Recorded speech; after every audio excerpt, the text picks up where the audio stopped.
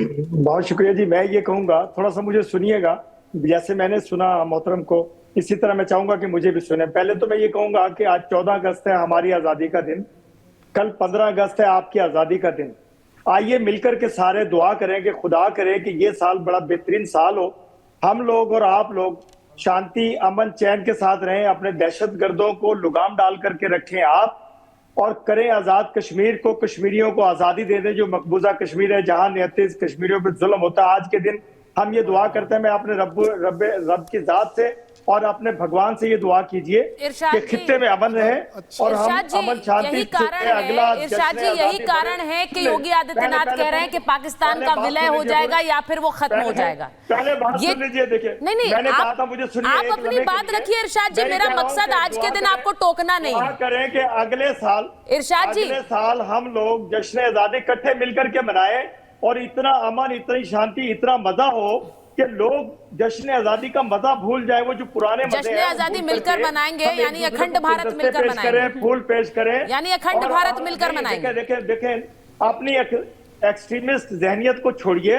जो मैं कह रहा हूं उस पर गौर आज के दिन मुझे देखिए, यहाँ पर किसी तरह की कोई लड़ाई करने के लिए आपको नहीं बुलाया अरशद जी। मैं लड़ नहीं रहा हूँ, मैं तो दुआ करा रहा हूँ आपसे और अपने आप दुआ कर रहा हूँ। मैं ये कह रहा हूँ कि हम बहन भाई बिछड़े हुए हैं, एक ही सरजमीन है, एक ही जुबान है, एक तो यही बात तो योगी आदित्यनाथ कह रहे हैं। वो कह रहे हैं विलय हो जाएगा। देखिए, मैं सुनिए इरशाद जी एक सेकंड इरशाद जी, इस बात को जरा, इस बयान को थोड़ा समझने की जरूरत है। क्यों कह रहे हैं वो कि विलय होगा? क्यों कह रहे हैं कि पाकिस्तान समाप्त होगा?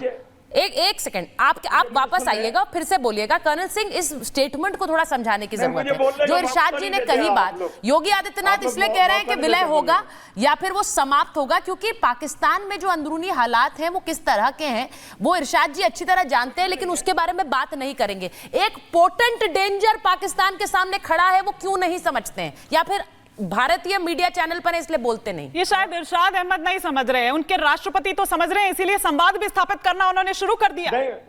इरशाद भाई एक मिनट, इरशाद साहब एक मिनट लूंगा आपका। आदाब अर्ज़ है और आपको आपकी आज़ादी मुबारक हो। अगर आप यहां से शुरू करते तो मुझे बड़ा अच्छा लगता। आपने सारा का सारा, आपने जनाब सारा का सारा वो बोलते हैं ना, मकसद ही आपने चूल्हे में डाल दिया। 14 और 15 को किस बात की पॉलिटिक्स? 14 और 15 को सिर्फ एक बात की पॉलिटिक्स हो रही है। और वो देखिए, योगी आदित्यनाथ ने कितने सरलता के साथ कहा है कि हम दोनों भाई हैं, एक होने चाहिए। तो आपको तो फायदा होता है, हमारा घाटा होगा, वो एक अलग बात है। हम घाटा लेने को तैयार हैं। जनाब सुन लीजिए, आपकी इकॉनमी लेकर मैं करूंगा क्या, लेकिन मेरी इकॉनमी लेकर आप काफी कुछ कर पाएंगे। आपका टेररिज्म लेकर मैं करूंगा क्या, लेकिन मेरा भाईचारे का जो एटीट्यूड है वो लेकर पाकिस्तान की वाह होगी, पूरी दुनिया में आपका बिजनेस बढ़ेगा, सब कुछ होगा। आप समझने की कोशिश करिए, इसको बड़े पर्सपेक्टिव पर देखिए। छोटी छोटी बातों पे आप ले देके फिर वापस बलूच में घुस जाते हैं, पीओके में घुस जाते हैं। अरे मुझे समझ नहीं आ रही, आपको वहां घुसने की जरूरत क्यों पड़नी चाहिए?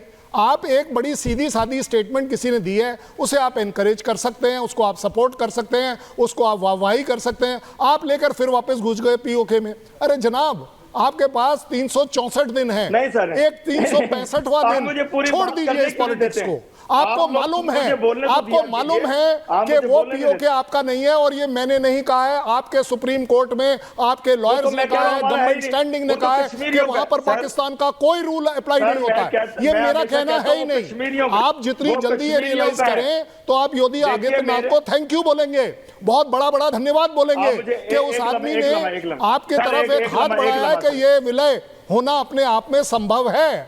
वो ये बोल रहे हैं, बड़ी बात को पकड़िए। वो पता नहीं आप कहां ले रहे थे, आप फिर अफगानिस्तान में घुस जाएंगे। अफगानिस्तान में भी आप क्या कर ले रहे हैं, आपकी पोस्ट अटैक हो रही है। इन सब से आपको छुटकारा मिलेगा क्योंकि अफगानिस्तान के रिलेशन इंडिया के साथ अच्छे हैं। सबसे बड़ी बात, आपकी वो जो 2 पोस्ट उड़ा दी गई, आपके इतने सारे सैनिक मार दिए गए, ये सब होना बंद हो जाएगा।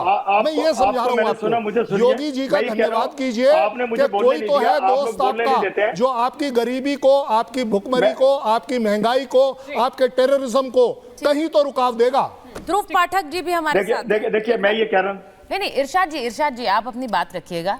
मैं एक एक करके हम लोग आ जाते हैं। ध्रुव पाठक जी से एक बार पूछ लेते हैं एक सवाल। ध्रुव पाठक, मुझे मौका दीजिएगा बोलने का, मेरे दरमियान में बोलिएगा। बिल्कुल आपके पास मौका है, आपके पास अभी भी मौका है और एक राइट डिसीजन लेने का मौका है पाकिस्तान के पास, उस पर गौर करने की जरूरत है। ध्रुव पाठक जी, ये जो बयान बार बार आते हैं और अब जो योगी आदित्यनाथ का बयान आया है जिस तरह से पाकिस्तान को लेकर और विलय को लेकर, ये खत्म हो जाएगा इसे लेकर, इसके पीछे एक पृष्ठभूमि भी है। जिस तरह से पाकिस्तान में बार बार, ध्रुव राठी जी को जरा ले आइए स्क्रीन पर, उनसे सवाल हो रहा है। ध्रुव राठी जी, जिस तरह से बार बार पाकिस्तान ने में हमने देखा है मिलिट्री रूल, एक बार तख्ता पलट बार बार हुए हैं, वहां पर कई बार एक तरह से लोग सड़कों पर आए हैं मौजूदा सरकार के खिलाफ। ये पहली बार नहीं हो रहा है पाकिस्तान में जो अभी हम प्रोटेस्ट भी देख रहे हैं, चाहे वो बलूचिस्तान में हो या फिर मेन पाकिस्तान में भी हो। क्यों ऐसा हो रहा है? योगी आदित्यनाथ के इस बयान को आप किस तरह से देखते हैं? जी धन्यवाद। पाकिस्तान की जो हालत है उसके लिए वो खुद जिम्मेदार है। वहां पे स्टेबल गवर्नमेंट कभी नहीं है, आर्मी का इंटरफेरेंस ज्यादा रहा है। और ये इरशाद जी जो कश्मीर पे ज्ञान दे रहे थे, उसको सबसे पहले बताना चाहिए आप कश्मीर तो छोड़ दो, पीओके तो हमारा ही है। आप लाहौर पे बात करो, आपकी अवाम में वही आपके साथ नहीं है।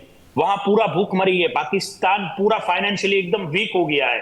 वो वर्ल्ड बैंक के पास दर दर भटक रहा है। मोदी जी जब से प्राइम मिनिस्टर बने तब से उसने सऊदी से लेके अमेरिका से लेके जो भी फाइनेंशियल उसको नीड पूरी हो रही थी वो सब उसको रोक दिया है। तो पाकिस्तान को सबसे पहले उसने फाइनेंशियल वीक किया है, वो अपने आप में वो टूट गया है। तो ये बांग्लादेश में जो इससे पाकिस्तान को सबक लेना चाहिए और बहुत ही जल्द पाकिस्तान का कितना हिस्सा इंडिया में आएगा वो उसको उस बारे में सोचना चाहिए। कश्मीर तो पूरा हमारा ही है, उस पर आप बात ही मत करो। वो मुद्दा हम देख रहे हैं अच्छे से, वो आप हटा दो। आप लाहौर पे फोकस करो कि कभी लाहौर पे भी तिरंगा आ सकता है। लाहौर में भी तिरंगा आ सकता है, ध्रुव राठी जी, ध्रुव पाठक जी कह रहे हैं। जो कुछ आप बांग्लादेश में चाह रहे थे, बांग्लादेश से जो नुकसान आप लोगों को पहुंचा, जो आपके राह के एजेंट वहां पकड़े गए बांग्लादेश फोर्स की यूनिफॉर्म में, तो उसी पे शर्म कीजिए। और शर्म इस बात पे कीजिए कि आपको कितना नुकसान हुआ बांग्लादेश की हुकूमत तब्दील होने से। आपकी आप बयान बड़े बदलते हैं। शुरुआत में आपने कहा कि आज विभाजन, आज इंडिपेंडेंस डे की बात करेंगे भारत और पाकिस्तान की, टोन आप दूसरी लेने लगते हैं। फिर आप मजबूर करते हैं कि मैं अपने बाकी पैनलिस्ट को भी कहूं कि वो आपके साथ उसी टोन में और उसी लहजे में बात करें। तिरंगे की बात करेंगे, जब लाहौर में तिरंगे की बात करेंगे तो मैं क्यों नहीं बोलूंगा। आपके देखिए कि आपकी नानी अम्मा हसीना शेख भाग कर के हिंदुस्तान आ गई। क्या बात कर रहे हो? बहुत ही खराब भाषा, बहुत ही खराब भाषा है जनाब। ये पाकिस्तान टीवी नहीं है, ये दुनिया का रिस्पेक्टेबल टीवी है। बात करने का तो तहजीब रखिए। कम से कम हमें मौका दीजिए कि इरशाद साहब की इज्जत कर पाए। इरशाद साहब, देश के लिए जज्बा होना चाहिए, लैंग्वेज में ये कड़वापन नहीं होना चाहिए, वो भी 14 तारीख को। आप क्यों परेशान हो रहे हैं, मुझे ये नहीं समझ आ रही। आप लैंग्वेज तो कम से कम अच्छी ले सकते हैं। आप मुझे एक बात बताइए, ये आपका बात करने का तरीका है, ये आपके संस्कार हैं? और अगर ये संस्कार है तो साहब हम आपके साथ बात नहीं करेंगे। इरशाद साहब क्या बात कर रहे थे आप? ये गलत बात है। इरशाद साहब, जिन दहशत, सुनिए इरशाद साहब, लैंग्वेज अच्छी कर रहे थे आप, वो दहशतगर्द तो आप पालते हैं। आपको लैंग्वेज अच्छी करनी पड़ेगी इरशाद साहब, हम आपसे बात नहीं कर पाएंगे। मैं आपको बोलने जब ही दूंगा जब आप अच्छी तरह से बात करेंगे। आप अगर हम आपको भाई बोलते हैं तो भाई का मतलब ये होता है कि कम से कम भाईचारे के तौर पर बात करें। आप ये तरीका नहीं अपना सकते, लैंग्वेज आप जो मर्जी इस्तेमाल करें। मेजर तूर एक बार आपके पास आ रही हूँ, एक बार इसको इस तरह से समझिए कि ऐसा क्यों है कि इमरान खान की पार्टी के जो कार्यकर्ता हैं वो सड़कों पर है पाकिस्तान में, वो क्यों एक तरह से विद्रोह करने पर आमादा है? अगर सब कुछ ठीक है तो वहां पर वो तस्वीर क्यों आ रही है? और मैं सिर्फ पाकिस्तान के, मैं सिर्फ इमरान खान की पार्टी की बात नहीं कर रही हूँ, बलूचिस्तान में जो हो रहा है वो हम सब देख रहे हैं और सब हम उसके गवाह हैं।